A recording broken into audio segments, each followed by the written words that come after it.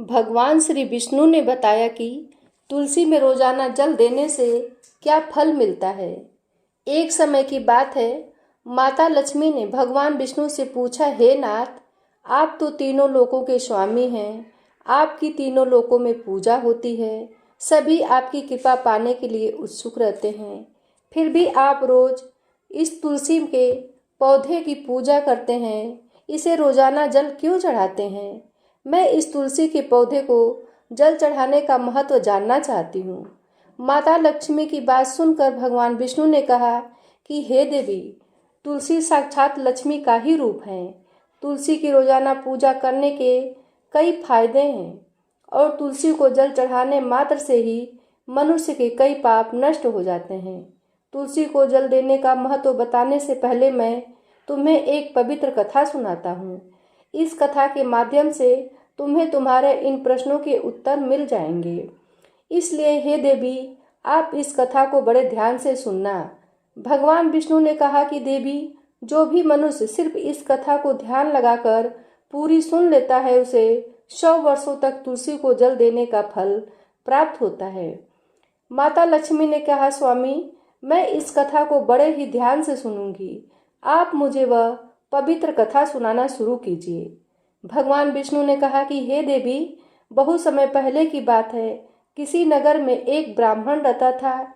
उसका जन्म तो ब्राह्मण कुल में हुआ था, लेकिन उसके कर्म नीच प्रवृत्ति के थे। वह ब्राह्मण हमेशा ही झूठ बोलता और गलत तरीके से पैसा कमाता था। उसका मन हमेशा बुरे में ही लगा रहता था। वह सदैव ही जुआ, वेश्यावृत्ति और चोरी में ही लगा रहता था। उसने अपने जीवन में कभी भी पुण्य के काम नहीं किए थे और शास्त्रों का अध्ययन भी नहीं किया था। ब्राह्मण होते हुए भी कभी पूजा पाठ नहीं किया। सदैव ही उसका मन दूसरों के धन पर लगा रहता था और वह दिनों में भी जो धन कमाता उसे रात्रि में जुआ और वेश्यावृत्ति में उड़ा दिया करता था। इस तरह वह ब्राह्मण अपने जीवन को पाप कर्मों में ही गुजार रहा था। उसने अपने मुख से कभी भगवान का नाम नहीं लिया और ना कभी देवी देवता का पूजन किया। इस प्रकार से पाप करते हुए उसे कई वर्ष बीत गए। फिर वह ब्राह्मण कुछ खरीदारी करने के लिए एक नगरी में जा पहुंचता है। उस नगरी के पास में गंगा नदी बहती है और उस नदी में स्नान करने के लिए दूर दूर से लोग आया करते थे। फिर वह ब्राह्मण गंगा जी के किनारे एक आश्रम में ठहरता है। उस आश्रम में अनेक विद्वान ब्राह्मण प्रतिदिन पुराणों का पाठ तथा भगवान की भक्ति में लीन रहते थे।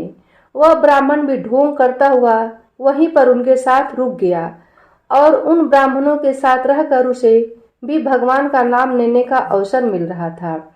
वह उसी स्थान पर कुछ दिनों के लिए रुका रहा। वहां पर आए हुए लोगों ने गायों का पूजन करके ब्राह्मणों को भोजन कराया, तो उस ब्राह्मण ने भी उनके साथ बैठकर भोजन किया और भगवान का प्रसाद ग्रहण किया। वहीं पर उस आश्रम में एक तुलसी का पौधा था। वह ब्राह्मण जाने अनजाने में उस तुलसी के पौधे में पानी डालने लगा। उसके मन में कोई विचार नहीं आया कि वह क्या कर रहा है। वह प्रतिदिन सुबह उठकर बाल्टी में पानी लेकर तुलसी के पौधे में डालता था। यह उसका रोजाना का नियम बन गया था। फिर एक दिन की बात है, वह आश्रम में सोया हुआ था। तभी अचानक उसके पास एक काला सर्प आया और उस काला सर्प ने उसे नींद में ही डस लिया और थोड़ी ही देर में उस ब्राह्मण के नींद में ही मृत्यु हो गई। और जब सुबह दूसरे ब्राह्मणों ने उसे इस अवस्था में देखा तो उन्होंने उसके मुख में तुलसी पत्र और तुलसी जी का जल डाल दिया। फिर उन ब्राह्मण को पता चला कि उसकी तो मृत्यु हो चुकी है। तब वहां पर यमदूत आते हैं और उस ब्राह्मण को पकड़कर यमलोक ले जाने लगते हैं। यम रास्ते में जाते हुए वह ब्राह्मण विलाप करने लगा और यमदूतों से कहने लगता है कि हे यमदूतों, मुझे कहाँ ले जा रहे हो और मेरी मृत्यु किस कारण से हुई है। तब यमदूत कहने लगते हैं कि ब्राह्मण, तुमने जन्म से लेकर मृत्यु तक बहुत पाप कर्म किए हैं और तुम्हारे पापों के कारण ही तुम्हें एक काले सर्प ने काटा और जिसकी वजह से ही तुम्हारी मृत्यु हुई है। अब हम तुम्हें यमपुरी ले जा रहे हैं। वहां पर यमराज तुम्हारे पाप कर्मों का लेखा जोखा देंगे और निश्चित ही तुम्हें घोर नरक में डालेंगे। फिर से वह ब्राह्मण फूट फूट कर रोने लगा। उन यमदूतों से माफी मांगने लगा, किंतु यमदूतों को उस पर जरा सी भी दया नहीं आई और वे उसे मारते हुए यमलोक लेकर गए। जब यमदूत उस ब्राह्मण को लेकर यमराज के सामने उपस्थित हुए तो यमराज के पास बैठे हुए चित्रगुप्त ने उन ब्राह्मण के कर्मों का लेखा जोखा निकाला और यमराज से कहने लगे कि हे धर्मराज, इस ब्राह्मण ने तो अपने पूरे जीवन में पाप ही किए हैं, पूरे जीवन पाप किए हैं। इसने जीवन में कभी पुण्य का काम नहीं किया है। यह तो घोर पापी है, इसे तो हमेशा के लिए नरक में डाल दिया जाए। फिर यमराज कहते हैं कि हे यमदूतों, जीवन भर पाप करने वाले इस ब्राह्मण को उठाकर ले जाओ और इसे नरक में डाल दो। यमराज का आदेश मिलते ही वे यमदूत उस ब्राह्मण को लेकर नरक की तरफ चल दिए और ब्राह्मण को पीटते हुए नरक में ले गए। वे ले जाकर उसे खौलते हुए तेल की कढ़ाई में डाल दिया, परंतु जैसे ही उस ब्राह्मण को खौलते हुए तेल की कढ़ाई में डाला तो वह एकदम से ठंडा और शीतल हो गया। इस घटना को देखकर उस यमदूत को बड़ा ही आश्चर्य हुआ। ऐसा उसके साथ पहले कभी नहीं हुआ था। उस यमदूत ने कितने ही पापियों को उस तेल की कढ़ाई में डाला था और वे सभी उस तेल में गिरकर छटपटाने लगते थे, लेकिन जैसे ही उस ब्राह्मण को गर्म तेल की कढ़ाई में गिरा तो वह तेल अचानक से शांत और शीतल हो गया। इस आश्चर्यजनक घटना को देखकर वह यमदूत जल्दी से दौड़ता हुआ यमराज के पास पहुंचा। यमदूत को देखकर यमराज ने कहा कि हे यमदूत, क्या बात है, तुम इतने घबराए हुए क्यों लग रहे हो? फिर वह यमदूत कहता है कि हे धर्मराज, आपने जिस ब्राह्मण को नरक में डालने के लिए कहा था, मैंने जैसे ही उसे खौलते हुए तेल की कढ़ाई में डाला तो उस भट्ठी की अग्नि बुझ गई और वह खौलता हुआ तेल भी बिल्कुल ठंडा हो गया। फिर यमराज कहते हैं कि हे यमदूत, यह तो बड़ी ही विचित्र घटना है, ऐसा तो पहले कभी नहीं हुआ था। यमराज विचार कर ही रहे थे, तभी वहां पर नारद मुनि प्रकट होते हैं। नारद मुनि को देखकर यमराज अत्यंत प्रसन्न होते हैं और उन्हें प्रणाम करते हैं। यमराज नारद मुनि का स्वागत करते हैं। फिर यमराज नारद मुनि से कहते हैं, मुनिवर, आप उचित समय पर आए हैं। हमने आज और अभी एक अत्यंत पापी ब्राह्मण को नरक में गिराया है, किंतु उसके गिरते ही नरक की अग्नि ठंडी पड़ गई है और खौलता हुआ तेल भी शीतल हो गया है। तब नारद जी मुनि यमराज से कहते हैं, धर्मराज, आपने जिस ब्राह्मण को नरक में डाला है वह नरक में डालने योग्य नहीं है, क्योंकि उस ब्राह्मण के द्वारा अनजाने में ही ऐसा कर्म हुआ है जो नरक का नाश करने वाला है। जो मनुष्य पूर्ण कर्म करने वाले लोगों की संगति करता है उसके पुण्य का भाग जरूर मिलता है। और यह ब्राह्मण तो कई दिनों तक भगवान के भक्तों के साथ ही रहा है। इस ब्राह्मण ने आश्रम में रहते हुए रोजाना तुलसी में जल डाला है, इसलिए यह ब्राह्मण बड़ा पुण्य आत्मा बन गया है और इसके सारे पाप नष्ट हो गए हैं। यह ब्राह्मण अब स्वर्ग लोक में जाने का अधिकारी बन गया है।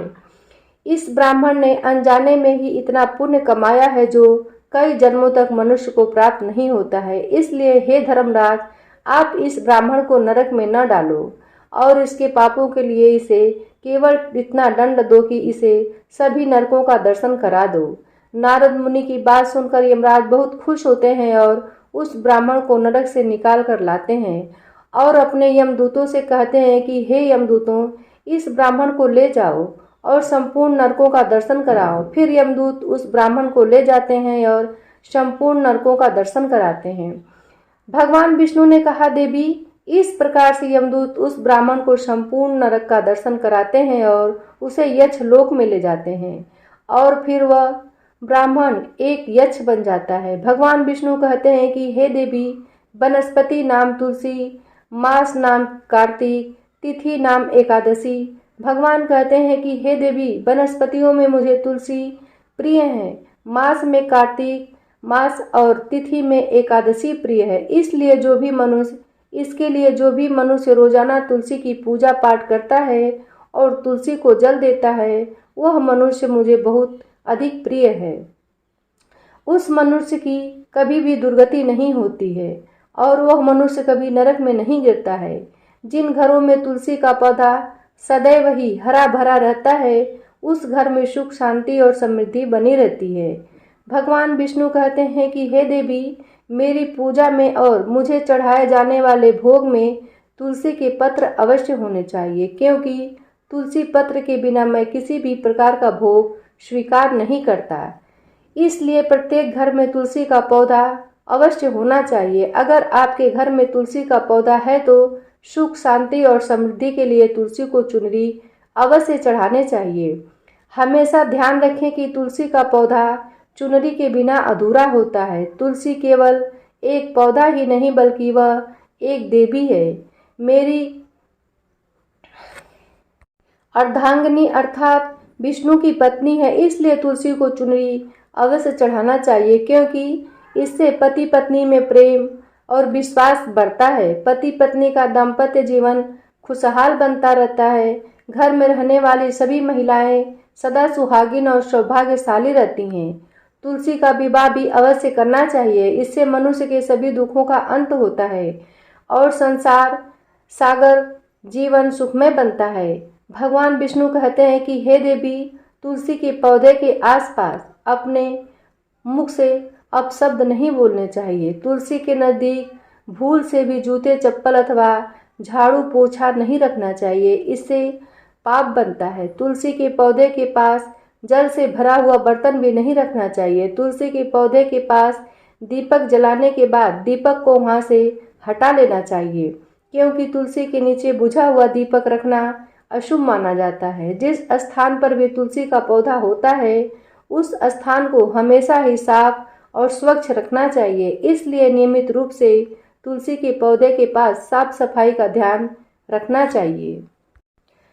तुलसी के पौधे में शिवलिंग और गणेश जी की प्रतिमा नहीं रखनी चाहिए। साथ ही तुलसी के गमले में अन्य किसी भी प्रकार का पौधा भी लगाना अशुभ होता है। तुलसी के पौधे के पास कपड़े भी नहीं सुखाने चाहिए, अन्यथा कपड़ों का गंदा पानी तुलसी के पौधों पर गिर सकता है। और हमेशा ध्यान रखना चाहिए कि तुलसी के पत्र को नाखून से नहीं तोड़ना चाहिए, इससे तुलसी का अपमान होता है। यदि तुलसी के पत्ते सूख कर गिर जाते हैं तो उन्हें कचरे में नहीं फेंकना चाहिए, क्योंकि वे पत्ते पैरों के नीचे आते हैं, जो अच्छा नहीं होता है। उन पत्तों को आप तुलसी की मिट्टी में ही दबा दें। भगवान विष्णु कहते हैं कि हे देवी, रविवार के दिन तुलसी के पत्ते नहीं तोड़ने चाहिए और रविवार को तुलसी को जल भी नहीं चढ़ाना चाहिए। बाकी सब दिन तुलसी को सुबह स्नान से निवृत्त होकर जल देना चाहिए और शाम के समय एक दीपक जलाना चाहिए। भगवान विष्णु कहते हैं कि हे देवी, अक्सर महिलाएं स्नान के बाद अपने खुले बाल रह कर भी तुलसी को जल देती हैं, परंतु ऐसा करना गलत होता है। महिलाओं को हमेशा ही अपने बाल बांधकर माथे पर सिंदूर लगाकर ही तुलसी को जल देना चाहिए, इससे तुलसी का आशीर्वाद प्राप्त होता है। घर में तुलसी का पौधा लगाते समय ध्यान रखें कि इसके लिए गंदी मिट्टी का उपयोग नहीं करें, साफ और स्वच्छ मिट्टी का ही उपयोग करना चाहिए। इससे तुलसी माँ रूठ जाती हैं और सूखने लगती हैं। तुलसी का पौधा कभी भी गंदे स्थान या गंदी मिट्टी में नहीं लगाना चाहिए। नाली अथवा बाथरूम के पास तुलसी के गमले को भी कभी नहीं रखना चाहिए, अन्यथा गंदा पानी तुलसी के पौधे में गिर सकता है, जो बहुत ही अशुभ माना जाता है। घर में तुलसी का पौधा कभी सूखना नहीं चाहिए। शास्त्रों में ऐसी मान्यता है कि तुलसी का पौधा सूखना अकाल मृत्यु की सूचना देता है। घर में तुलसी का पौधा सूख जाए तो घर की सुख समृद्धि खत्म हो जाती है। सूखी हुई तुलसी में माँ लक्ष्मी का वास नहीं होता है। भगवान विष्णु कहते हैं कि शास्त्रों के अनुसार मासिक धर्म के दौरान महिलाओं को तुलसी के पौधे में पानी नहीं डालना चाहिए और तुलसी को स्पर्श करना भी वर्जित है।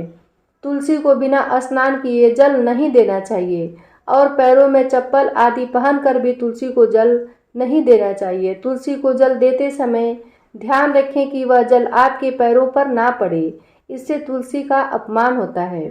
भगवान विष्णु कहते हैं कि नित्य तुलसी के दर्शन से मनुष्य को स्वर्ग की प्राप्ति होती है और तुलसी पत्र के सेवन से उसके सभी पाप नष्ट हो जाते हैं। तुलसी का पौधा हमेशा घर के सामने लगाना चाहिए। इसे पूर्व अथवा उत्तर दिशा में लगाना सबसे अधिक शुभ होता है। तुलसी के पास मरुस्थलीय पौधे रखना बहुत ही शुभ माना जाता है। ऐसे पौधों से नकारात्मक ऊर्जा निकलती है। शास्त्रों में कहा गया है कि जिन पौधों से हरी भरी कलियों की उत्पत्ति ना हो, उसके स्थान पर कांटे निकलते हो, तो ऐसे पौधों को तुलसी के पास कभी भी नहीं रखना चाहिए। शास्त्रों में केले के पौधे का विशेष महत्व बताया गया है। अगर तुलसी के पास केले का पौधा लगा देते हैं तो कई गुना अधिक लाभ प्राप्त होता है। भगवान विष्णु कहते हैं कि केले के पौधे में देवी स्वयं मेरा वास होता है। इसे तुलसी के पास लगाने से घर में सुख समृद्धि आती है। तुलसी के पौधे में शालिग्राम भी अवश्य रखना चाहिए। तुलसी के गमले में शालिग्राम रखने से तुलसी का और भी अधिक शुभ प्रभाव आपको दिखाई देता है। शालिग्राम मेरा ही रूप है। यह काले रंग का पत्थर होता है जिसे विलक्षण एवं मूल्यवान माना गया है। इसे अगर तुलसी के गमले में रखेंगे तो आपके घर तुलसी का और भी अधिक शुभ प्रभाव आपको देखने को मिलेगा। शालिग्राम मेरा ही निराकार रूप है। यह काले रंग का पत्थर होता है जिसे विलक्षण और मूल्यवान माना गया है। इसे अगर तुलसी के गमले में रखेंगे तो आपके घर में घर से संपूर्ण नकारात्मक ऊर्जा नष्ट हो जाएगी। घर में केवल एक ही शालिग्राम की पूजा करनी चाहिए। भगवान विष्णु कहते हैं कि देवी मेरी मूर्ति से कई गुना ज़्यादा उत्तम होता है शालिग्राम की पूजा करना। शालिग्राम को चंदन लगाकर उस पर एक तुलसी पत्र रखना, प्रतिदिन शालिग्राम को पंचामृत से स्नान कराना चाहिए। ऐसा करने से मनुष्य के सभी पापों के सभी जन्मों के पाप नष्ट हो जाते हैं। शालिग्राम सकारात्मक और सात्विकता का प्रतीक होता है। इस प्रकार भगवान विष्णु ने माता लक्ष्मी को तुलसी के पौधे को जल देने का महत्व बताया है और घर में तुलसी का पौधा लगाने के सभी नियम भी बताए हैं। तुलसी माता की जय हो। भगवान विष्णु की जय हो।